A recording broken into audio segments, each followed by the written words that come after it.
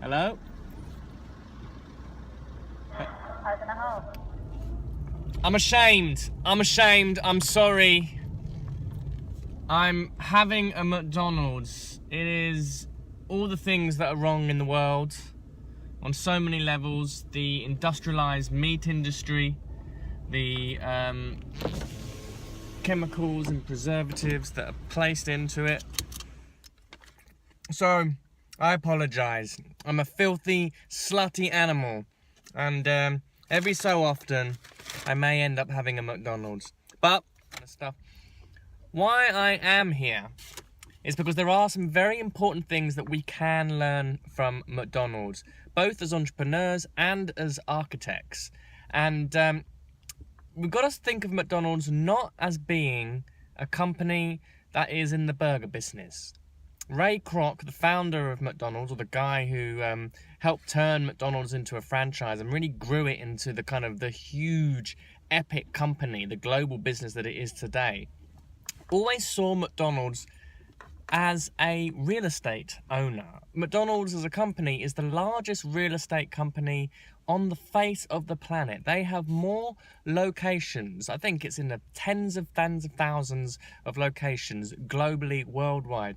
And you will know from your experience of traveling around cities that some of the locations of McDonald's are in some of the most epic parts of cities anywhere in the world. You know, in Leicester Square, you've got Times Square in New York, all these kinds of flagship stores in prime retail locations across the world. And then what we've got behind me is one of the drive-thrus, which, you know, this is a very interesting standardized model of a building which is repeated all across the country. Now, architects, designers, please, before we start getting upset with the banality of the design, with the kind of mundaneness of it, the architectural uninterest, what is fascinating is the fabrication methods of it. What is fascinating is it may have some solutions locked up inside of it that we can use for building our cities more effectively, more cost effectively, more cheaply, and perhaps address some of the chronic housing issues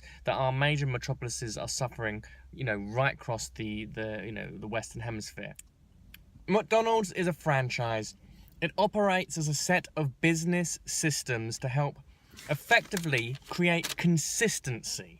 That is what people go to McDonald's for. It's because, you know, if I go to McDonald's here, or if I go to McDonald's in Paramaribo in Suriname, I know that the food will be pretty much the same. I've got an expectation.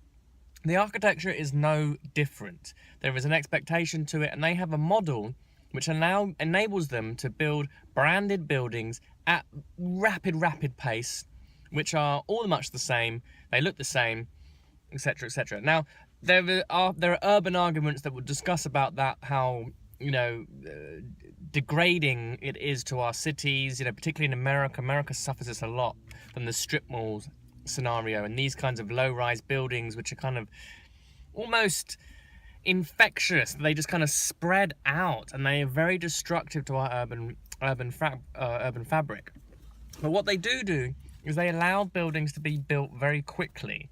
And it's something which is being adopted in the housing industry so slowly. I mean, I've worked on a few of them where we're using sort of SIPP paneling systems which allow pre-manufactured elements. And this is part of the buildings being built off-site to very high tolerances, using all the latest CAD camming technology, laser cut tolerances, you know, very precisely manufactured pieces which can be stacked on the back of a lorry and then shipped into place or moved into site and then just plonked in and just built like a Lego set or a piece of IKEA furniture. It's a very efficient and effective way of building. You can use it to build large parts of town very, very rapidly.